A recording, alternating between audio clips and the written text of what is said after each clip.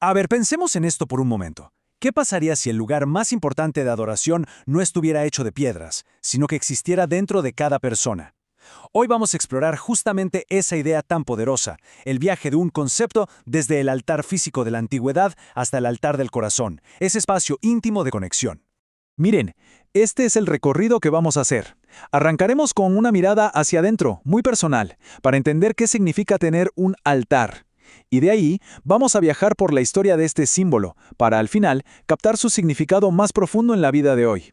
Bueno, empecemos entonces con el primer punto, el altar arruinado. Y sobre todo, ¿qué significa eso en la vida de cada quien?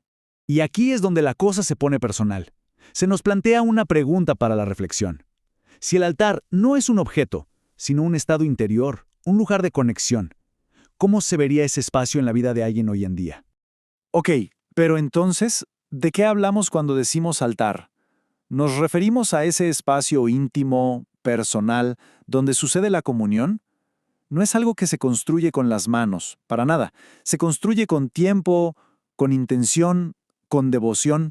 Y fíjense qué interesante cómo se describen las señales de un altar que está descuidado.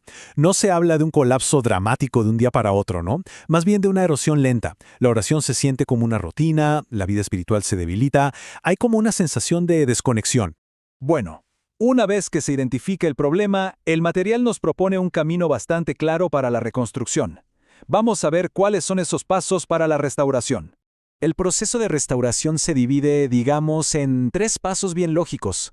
Primero lo primero, reconocer, o sea, hacer un examen honesto del propio estado espiritual. El segundo paso es restaurar, que es como volver a las bases. Y todo culmina con la entrega, un ofrecimiento total. La verdad es que es un plan de acción muy claro. Y esta cita, la verdad, le da justo en el clavo al segundo paso, a eso de restaurar. No se trata de inventar algo nuevo o de buscar la última moda espiritual. La idea es redescubrir esas verdades fundamentales que han perdurado en el tiempo. Pero ojo, y aquí está el punto clave. La restauración no es un tema de echarle más ganas o de puro esfuerzo humano.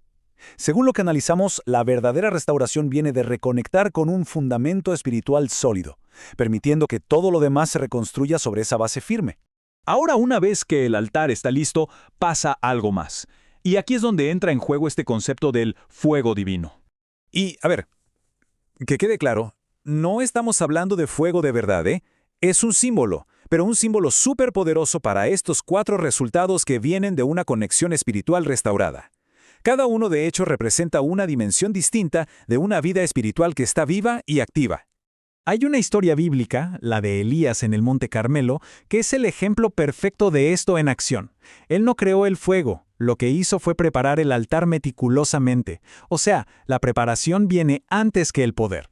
Es un modelo donde las responsabilidades están divididas.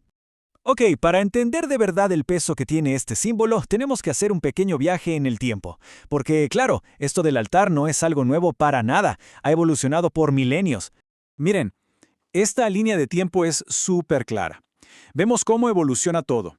Empezamos con algo muy personal, casi espontáneo con esos altares de piedra. Luego se vuelve algo más de comunidad y hasta portátil con el tabernáculo. Y finalmente, todo se centraliza y se hace monumental en el Templo de Salomón. O sea, lo que vemos es que el para qué de la adoración va cambiando con el tiempo. Lo que empezó como pactos súper personales con figuras como Noé y Abraham se transformó en una adoración para toda la comunidad y al final en una religión centralizada y organizada bajo el rey Salomón.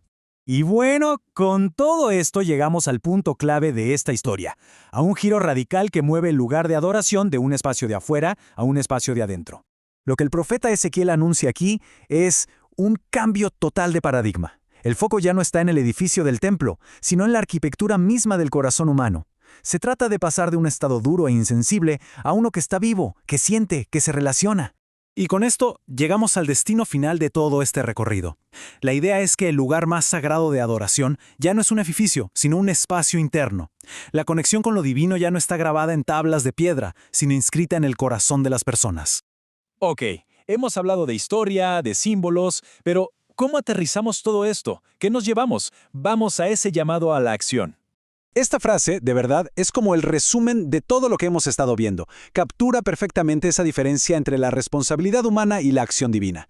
El enfoque no está en producir un resultado espectacular, sino en cuidar el espacio interior donde ese resultado puede nacer.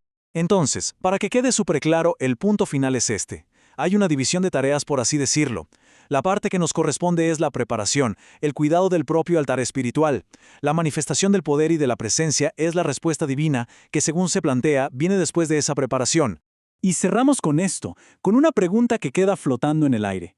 Cuando el altar está listo, ¿qué es lo que pasa después? Una pregunta que nos invita a pensar en todo el potencial que se abre cuando ese espacio interior de verdad está preparado.